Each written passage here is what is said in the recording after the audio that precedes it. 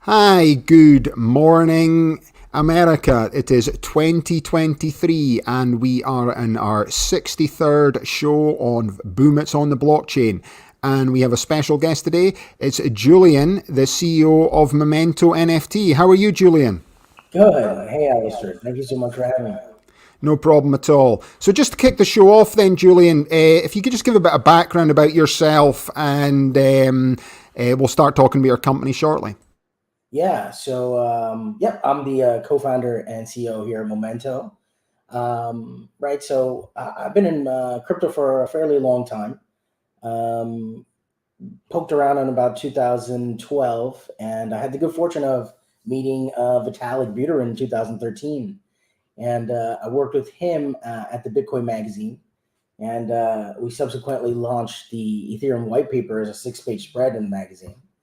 And then in 2014, he went out and just he had a very clear vision and I think roadmap of what he thought Ethereum was going to be, and he launched that out to the world.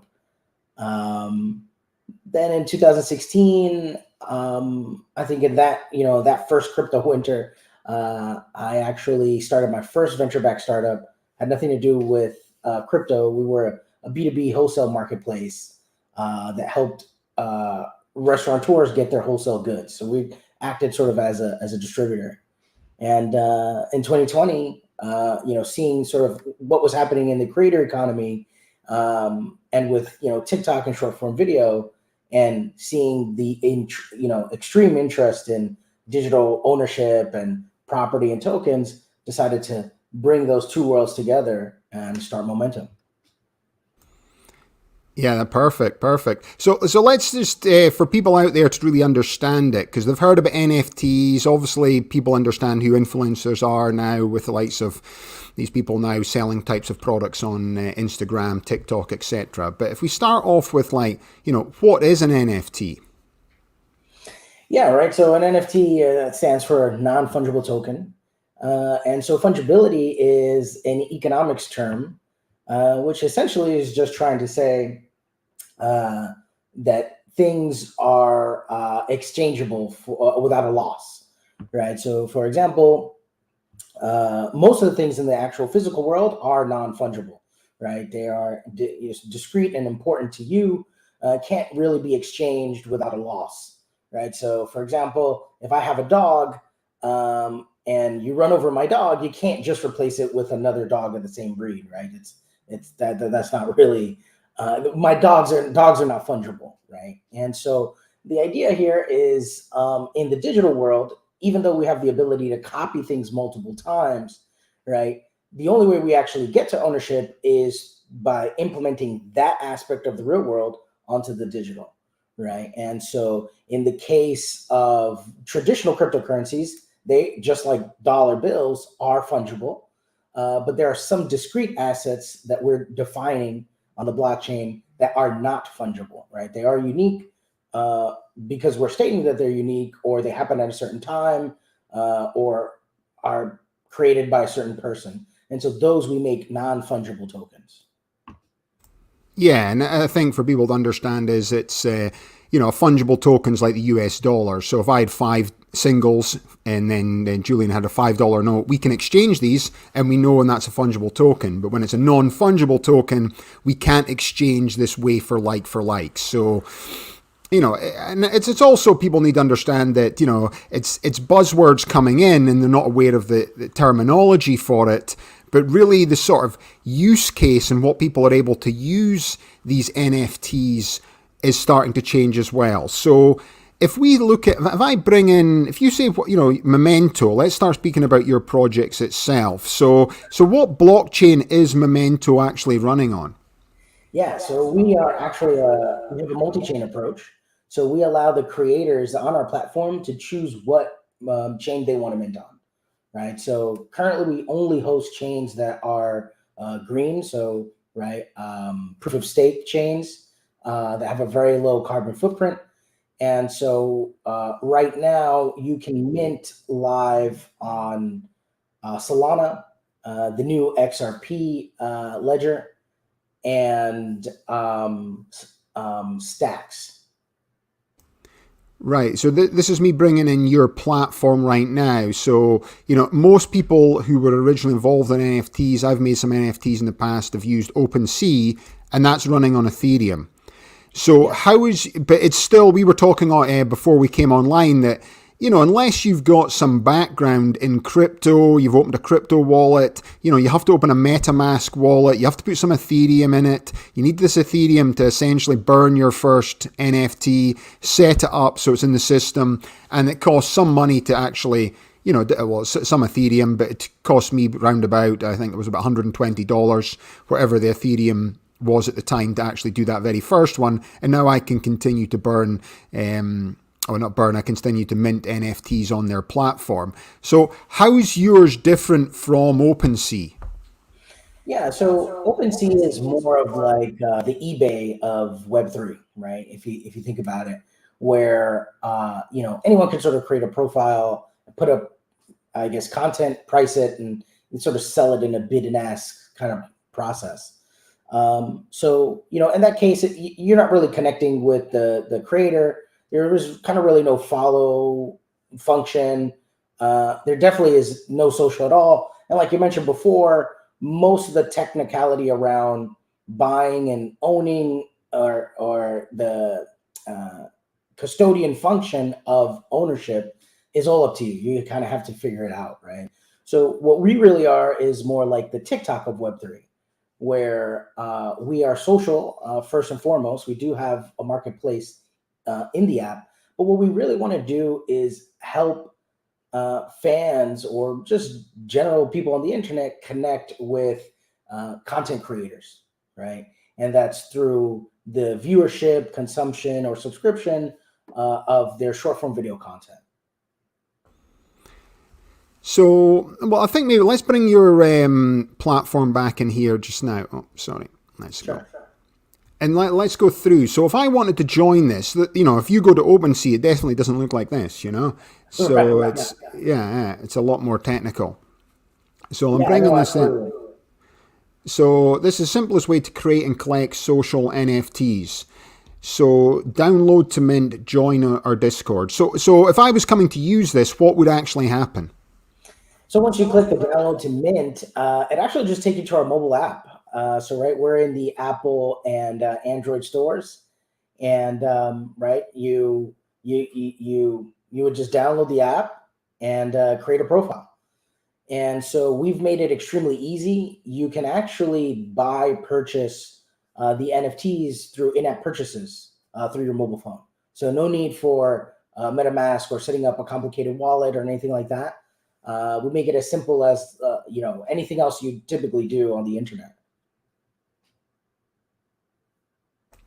So if we're thinking about, so for creators out there, let's bring in what it is.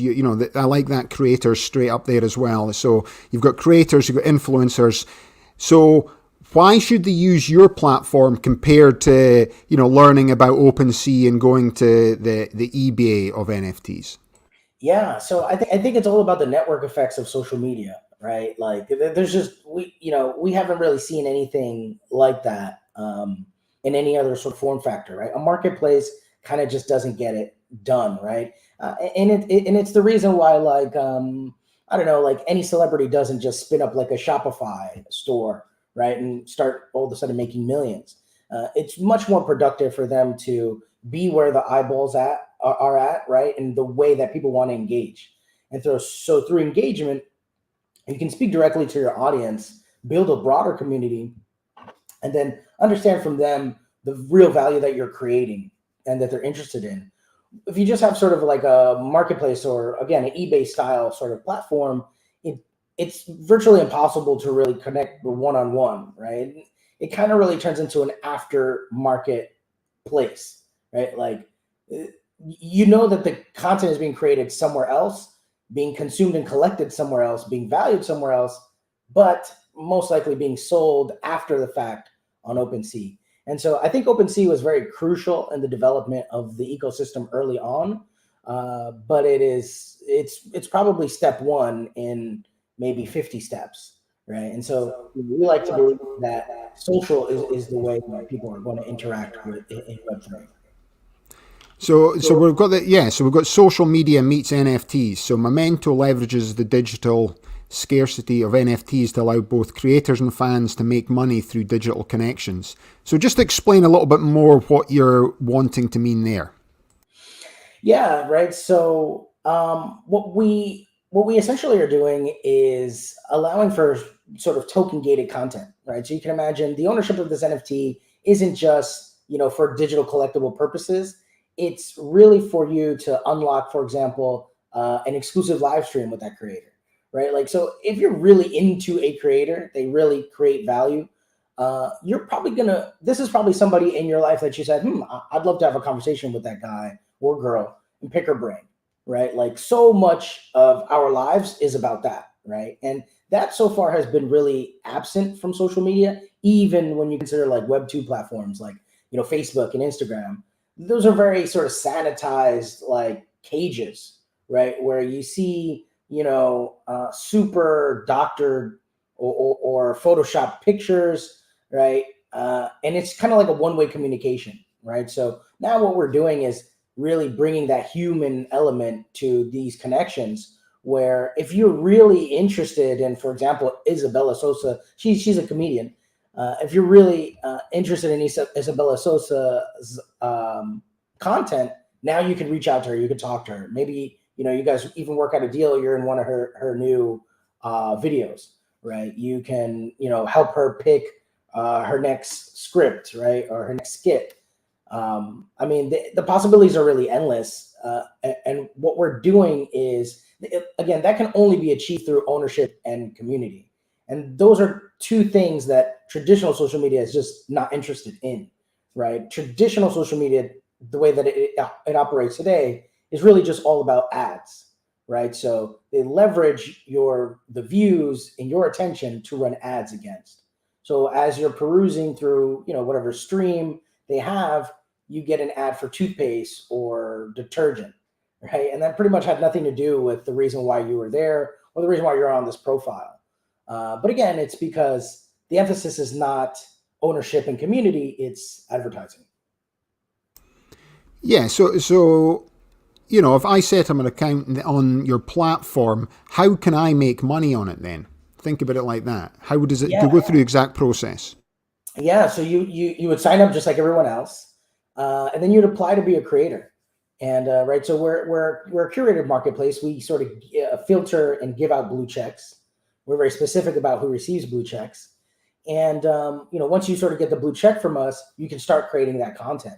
The content, essentially, you price it at whatever price you want, and then you set sort of the we call them unlockables, right? And so one of the most favorite unlockables of influencers on our platform is a live stream, right? So you'd mint an NFT, right? Which again would be a short form video, and you'd price the short form video, let's say about $20, and you would schedule a live stream, let's say a month from now, but you have probably 500 copies of that NFT. So now 500 people could be in a live stream with you, right? And in the live stream, you can make it a little more intimate. You could do a series of 10 or 6 NFTs, or like I mentioned right now, the 500 issue. And so it turns the internet into a place of actual connection.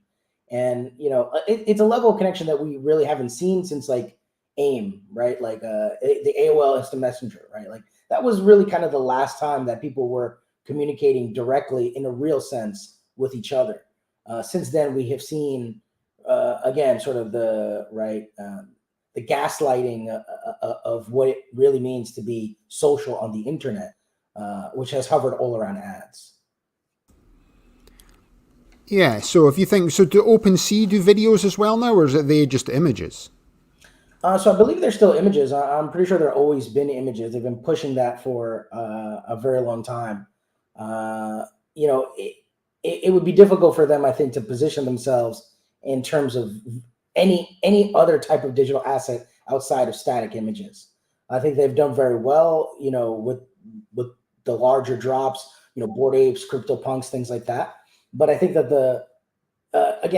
this is a solution that was created for less than 1% of people on the internet, right? And so there's a lot of interest there, a lot of speculation, but I ultimately don't think that long term that's what people are interested in doing on the internet. Yeah. So how is it going to make a difference to like the sort of art community? Yeah, so most of our people now, you guys can download the app. Most of our people now are actually from that art community, and so I remember a little place called DeviantArt, which was one of the first sort of like open communities of people who made digital art. And this was like I think DeviantArt is about 20 years old now. And so when I think of art, I don't really actually even think of NFT or the NFT community. I think of DeviantArt actually. And so we have a ton of artists there. They release their collections, and they're building their communities. I think they're very interested in understanding uh, how they can increase their personal brand, their reach, and their audience. And if you really think about it, besides DeviantArt, there's no real easy, immediate way for them to do that. Again, the OpenSea marketplace, it is not the place to build community. It is not the place to communicate with the people who are buying your content or to plan, new and future drops, which is why you've seen sort of like the symbiotic development of Discord, right? So if you're really launching last year, let's say you were launching a big NFT project, you had to put all your effort into communicating on Discord, right? And then sharing a link to OpenSea. It doesn't all happen in one place. And so the more disjointed that is, it takes away leverage from the content creators, right? And so that's why you see a lot of the early projects when it comes down to the person who made the art, to the people who marketed the platform or the project, to the people who grew the project. It's all disjointed, and you end up with like about 20 people fighting and bickering, and a lot of these projects just have to end and terminate. We're doing away with all of that, right? This is very simple. If you're a creative person, if you have an audience, you can come to Memento and you can talk directly to your community. So if you think of the financial model, let's talk about OpenSea's financial model because I understand that. So it's Sure. so you make an NFT. I'm making these sort of political art statements. I got involved in setting this up when I was involved working with John McAfee and Adam Kokesh when we were doing the Americoin policy. So, so I basically mint these NFTs. I put me down as my creator. I get 5%, and the platform gets 2.5%. How does your financial model work there if I was to launch it on your platform, and how do you guys make money? Yeah, so I think so. I want to point out something that I guess a lot of people overlook. So in like OpenSea, and I know they have different chains now, but predominantly the OpenSea projects or the projects that get to OpenSea are on Ethereum and have historically been on Ethereum.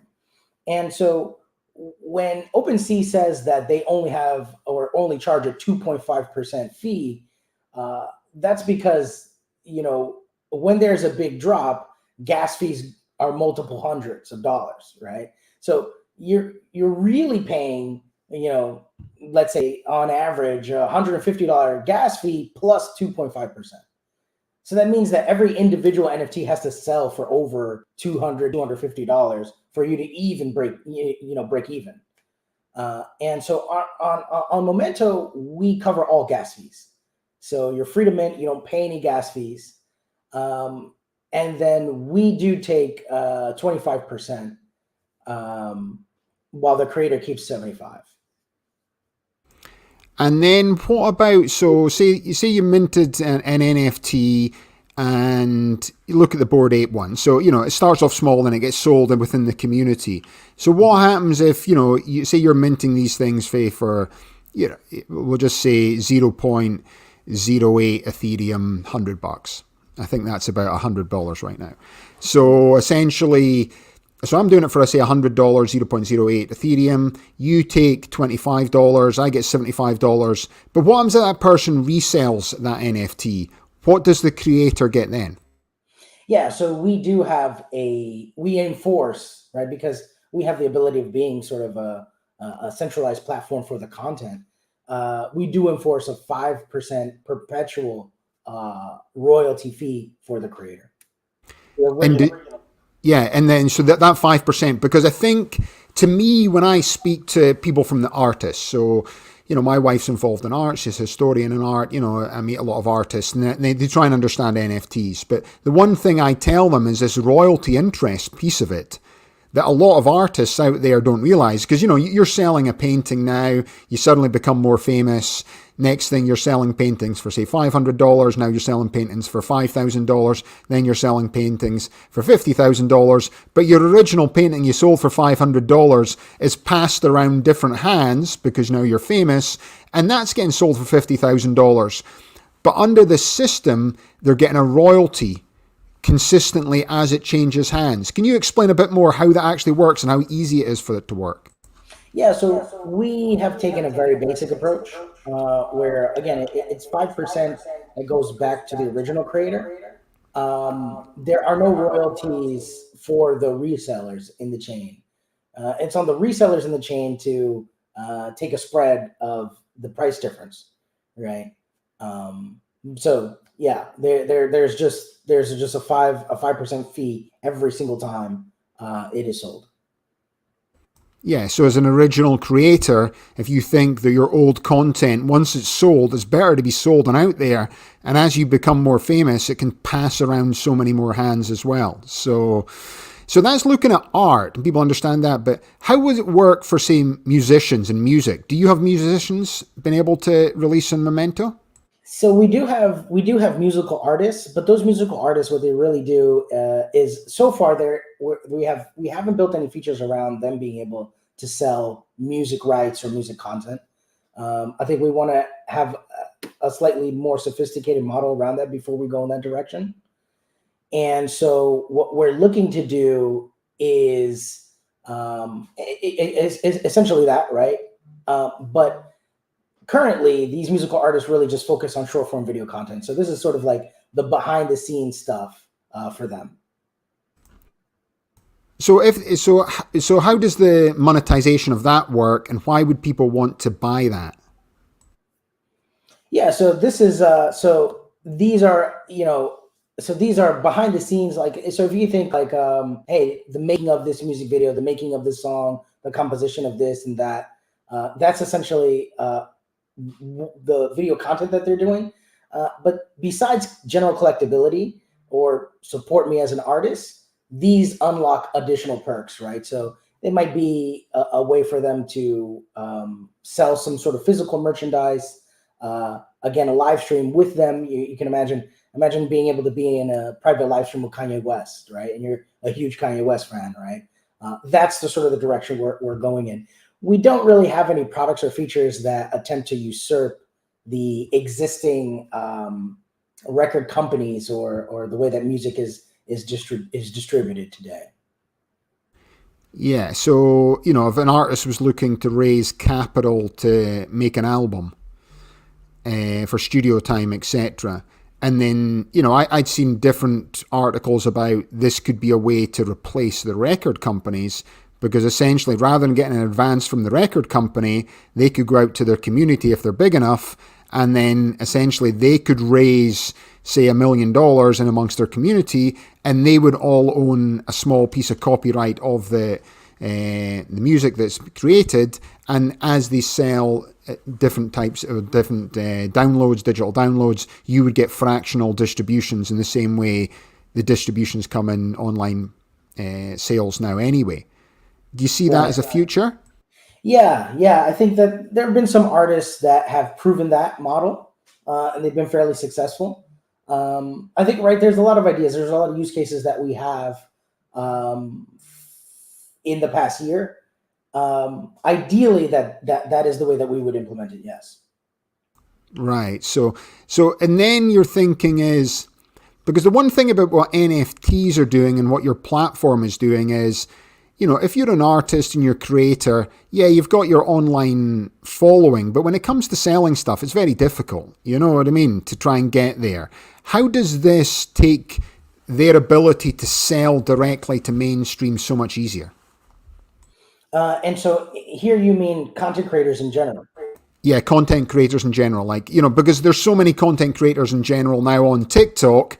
I've been running a TikTok channel now for 2 years. So it's like, and I've got 4,700 followers. I've got basically 9,000 likes. But I talk about crypto and stuff like that. We'll cut this up and put it on there. So it's a limited amount. And then I see some little kid doing something and I go and check out their page and they've got like 2.1 million followers. And, to do that. So they're obviously doing something people like and it's of interest. But how do they monetize that through your platform? Yeah, so it's important to note that there's a difference between followers and viewers, right? For example, some of the biggest influencers today have a ton of viewers, millions and millions and millions of viewers, but they don't necessarily have followers, right? And the followers are the people who you can directly monetize. And then within that follower group, there's sort of the super fan, right? That elite, maybe 1 to 2% of your fan base that really, really is inspired by your work, your content, and wants to financially support some of your further work. And we've seen this in platforms like Patreon. I mean, this is the literal purpose of Patreon, right? And so we're really just molding that together in one platform where everything happens, right? Where you have more direct communication and you can engage all in one place through your mobile phone, right? There are a lot of people who have been leveraging their audiences in different ways. I mean, I think the most famous person to do that in 2021 is a very controversial figure that I don't agree with, but I think that the strategy that he took to, I would say, leverage social media was incredible. We'd never seen anything like it. And it's this guy, Andrew Tate. Right. And so if you really look at the way that he went about doing this, he had his direct community, his super fans, create multiple different profiles on multiple different platforms on his behalf. But these were already super fans that he had engaged, in some kind of subscription course that he has on the side. Right. And so we want to bring that same level of community and interaction directly to the creator, where they don't have to sort of just guess and imagine how they would do that, right? Where everything is a turnkey toolkit for them to do that. Yeah, it's Hustler University. I think that was what it was called. Right. He's obviously making the news a lot, but is exactly what you said is, up until that point, everything was run through algorithms. So from a marketing perspective he was able to somehow break the system. Whereby rather than going through there, he suddenly had these thousands of kids essentially aspiring to be like him. And I don't know how he managed to convince them all to basically be making TikTok channels for him. But, suddenly he didn't even have his own TikTok channel.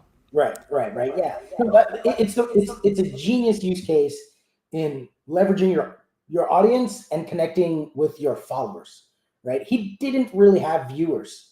He had followers first. He leveraged, that audience to build an incredible viewership, right? So now most people are just viewing. They wouldn't actually support him, but the viewership is then more leveraged to him and his personal brand. So I think it was right. I think he seems to have been a very prolific chess player. This was a very, very savvy chess move in the world of social media. Yeah, and well, according to him anyway, he's got over 100,000 people signed up. And I don't know whether they're paying $50 a month or whether he gives it free to sign up there, but you get some internal videos, etc. But you're talking a huge amount of money, and then you've got a huge amount of people out publishing your content and cutting up and editing the content, because that in itself, I find that's one of the most time-consuming parts of it, is to actually take the content that we've got today, cut it up, edit it, release it in small chunks here as well, so people actually can consume it. I find that I take snippets. I always try to keep them under a minute because, YouTube Shorts and everything else doesn't like things over a minute anyway, same as Instagram. But even then, nobody likes it anyway. It seems to be like, if it's like 15 seconds, that's about basically the consumption of information now. And I think, TikTok has changed the way, and I know Instagram with its Reels is trying to copy TikTok now. So it's, but But you don't really want to go to people's pages anymore. You just want to go like that. Yeah. And if you see something you like, you might click on it. And if you really like them, you might follow, and then you see them coming up there as well. You know, and I've probably, to tell you the truth, out of all these 4,700 followers, there's probably 20 people that I see consistently like the video. Yeah. So that gives an idea of the numbers coming down. Yeah, you might have 4,700 followers, but I've really only got 20 who actually consistently like it. And then the rest of the likes aren't followers at all. They're just people that get on the feeds. So how's your platform monetize that then? Yeah, so it all comes down to just the features, right? Like, so like you mentioned, you know, you know, all of the entertainment is now instantaneous. It's all short form. It's very sort of low, quick attention spans, right? So the interactions and engagement have to be as frictionless, right? You can't like you can't just like put a link in another link in the bio of this platform, expecting them to go to another platform to sign up somewhere else, to pull out their credit card, to wait for a certain day. All of that should really come together in one place, right? It should be no more than 3 or 5 clicks maximum in the same place where you're viewing, because you have their attention, right? And so that's what we're really bringing to you, where you can offer all of those levels of interaction directly to your audience as you have them engage. As of yet, there's really no one place where that happens, because the only point of engagement that they want is for you to view this next ad, right? It's not for you to engage with the creator. Right. So how many creators you think are actually making a good living in what they're doing right now in the likes of TikTok, etc.? So that's been really the problem. The bane of TikTok is that they don't. No one does well on TikTok. If you notice, in 2020, 2021, the biggest faces immediately left TikTok within about 10 to 12 months of getting famous. It's because there's no actual revenue to be had on TikTok. What content creators have to do is they have to cut deals off the platform with brands, right? And so again, TikTok doesn't really help with that. TikTok, you know, doesn't you know doesn't emphasize creators making money at all. TikTok is more of like a Russian roulette of virality, right? So essentially, anyone who posts a video in a 12-month calendar year is most likely to go viral in their own right at one point or another. They'll probably never, they probably won't be able to keep that up. But again, that is systematically created by TikTok, because all TikTok cares about is, hey, we need to run more detergent ads in Ohio to 16-year-old girls, right? So what group of creators are making content right now that we can insert ads into, right? And then when they hit those metrics on that quarter, then they go to another demographic and another product. That's all that they're really doing, right? So with us, again, I mean, it's an entirely different motive and an entirely different interest that we built this platform. So if you made TikTok videos, how can that get monetized through your platform? What's the process?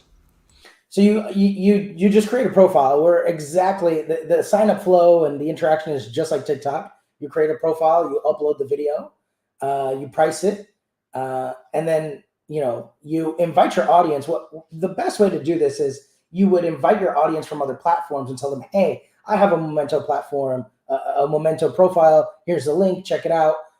And obviously, right, you'd run some sort of campaign around a recent drop, an NFT drop, right? So you would plan a piece of content, have a call to action, and just promote that call to action in your other non-monetized platforms, right? There immediately you'll see if people want to engage with that piece of content, if the utility or the unlockable is something that your audience has an appetite for, and then you sort of go from there, right? You obviously can create more content. You can connect directly with those people, understand sort of what they're doing. This is this is for the first time allowing content creators to understand that there are humans behind the screen, right? Not just likes, right? And so one of our early mantras is buying is the new like. And we're going with that mantra in mind. So if you create content, people can actually buy it. And then what's the advantage of them buying it apart from dealing directly with the content creator? Is there any end monetary value? Can they resell that? So yeah, they can resell it right on the platform. They can relist it, right? So if you were sort of a speculator, it behoove you to find content creators with sort of large and growing audiences who have released a limited amount of NFTs, right? You buy those and you resell them for a profit. Specifically, if there's some NFTs that still have unlockables that are good. So, for example, we've had some content creators offer meet and greet style unlockables, right? So, come and hang out with me. This comes with 2 tickets to a Lakers game. Come and hang out with me, right? So you might not be an actual fan of this person, but if you are one of the lucky few to get one of those NFTs in a drop, and maybe you have access to his broader community, you can go out there and do that for him, right? And so there's things like that, and there's also bounty boards that allow the creator to directly engage his audience on different things. Like you mentioned a good example, which was the post editing of videos, right? So we're working with another group on a couple of good bounty boards for some creators on our platform right now. Yeah, because that would help a lot of people if and I know there's AI software getting pushed that actually does this for you, but have you got any experience of that or how that works? You mean for the editing of videos? Yeah, the editing piece of it. So this would just be like, really, we only mentioned this because it's more just like a task that the community could do, right? I don't think it's not necessarily that the content creator needs or wants this to happen. It's more like he is employing his audience to come up with creative things, right? Like going back to sort of the example of Tate. Tate gave no direction on, hey, edit my videos this way, or do this or that, right? He basically seeded an affiliate link idea in their minds. They said, hey, but I don't have any content, and he said, use mine, right? And they came up with all this colorful, bombastic creative and released it out into the wild, right? So the idea here is that your audience will know better than anybody or any machine what really appeals to other humans or other fans on the periphery, and can get it out faster than anything we've ever seen before. Right, okay. Yeah, that sort of makes sense, because I think that's the next sort of evolution of... Then how does YouTube fit into all of this then? So YouTube has been excellent in terms of its pay for creators. But there are a couple of things, right? YouTube is not easy, right? YouTube is long form content for the most part. If you really dig into their short form offerings, you'll notice that most creators haven't really been creating short form content, right? It is still pretty much the long form content destination. They even when they released sort of the streaming aspect to go head to head with Twitch, that kind of never really took off, right? It is the place for short form, for long form content. And then when you dig even deeper, the average sort of successful content creator on YouTube takes about 3 to 4 years to develop a profile that they can live off of, right? Even with YouTube having some of the highest payout, which is still lower than us, but one of the highest payouts in Web 2, right? Again, I think, obviously the reach is undeniable. I don't think there's any one winner in a creator's toolkit, right? This is definitely the advantage. All the advantage for the next decade, 2 decades are going to be for the creator, right? And so I think the best level creator is going to have a really polished YouTube, have an engaged TikTok, right? Have a prolific Memento profile. And I don't really see much of a space for any of the Meta products. I don't think they do well for content creators. I think Instagram is good for voyeurism in general and always has been. I think Facebook is something that people are, vehemently moving away from. And I would say Twitter for day-to-day communications, for flippant sort of thoughts or one-off messages. And I think all of that comes together to allow a creator to actually begin to monetize his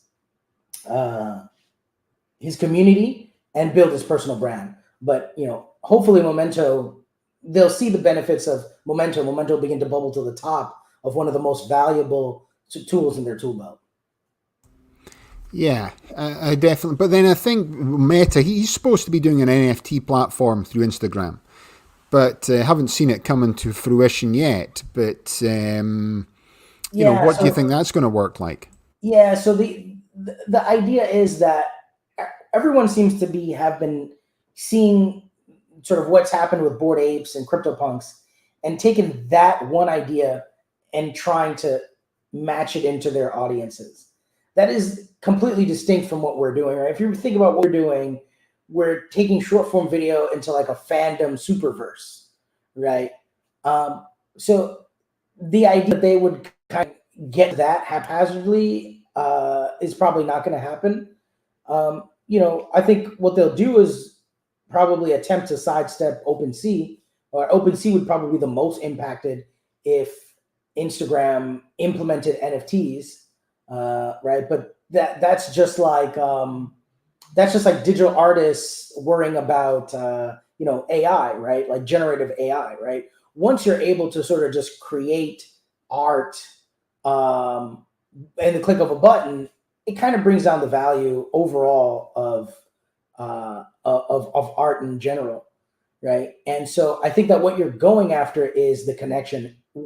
You're going after, I know a human with a track record and an audience is the one who made this, not an algorithm. And that's what I want to be associated with, right? And so, of course, that goes with the whole mantra of building your community and fostering your community. So I think that these two things are just coalescing at the same time, regardless of what it is that other platforms or other technology is kind of attempting to do. Because, again, I think that a lot of the people who made those other technologies are not making it for the reasons of participating in the ecosystem as a whole. These are experiments in where technology can go. Yeah, and they make their money from advertising.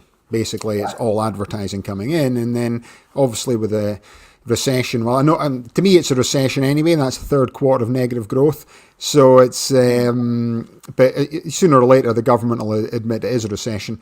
But, ultimately advertising's the first thing that goes. Marketing budget's the first thing that goes. So, the likes of, Facebook and all the different sort of Google, etc., they're all just slashing staff costs because their advertising has gone down a lot there as well. So if you're involved in that and that's where you're trying to make money, it's becoming more difficult. But what you're saying is that basically there's this new avenue for them to really monetize what they're creating. Yeah, it's just being real, right? I think we're finally giving people an opportunity to be real on the internet, right? No more polish, no more filters, right? It's connecting with people, and I mean, all throughout human history, this is a completely tested and verified way of running the course of humanity, right? Is communication and engagement. I mean, it's a core function of who we are, what we like, and how our brains work, right? The idea that could be usurped by a computer is far-fetched because, I mean, we're not computers. So until we are computers, it's not going to be the best way. Yeah, perfect. Well, that's been absolutely super interesting, Julian. Thanks very much for that today. Is there anything else you'd like to share with the audience before we call it a day? Yeah, no, guys, please download the app. We're on Android and the Apple Store as well. Sign up to our Discord as well. And you can find me at product_J on Twitter. Perfect. So we'll put all that in the show notes as well so people can get it from there. So, well, thanks again, Julian. I'm definitely going to be signing up Memento. I've made zero money at OpenSea. It's just cost me cash so far, everyone else. So if you're a junior creator of content like me, go to Memento. Don't waste your money with OpenSea like I've done. Sure. Okay. Right. Well, thanks very much again, Julian. Thanks to everyone out there. You've been watching Boom It's on the Blockchain. My name's Alistair Caithness. Have a nice day. Take care.